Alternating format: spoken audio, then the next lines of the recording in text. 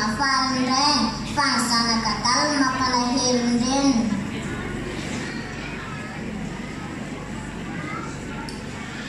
Ioka toko fahavalo ambin'ny folo andimy faha enina ambin'ny folo avelany zaza anatina ary asa raràna fa any toa azy ny fanjakan'Andriamanitra.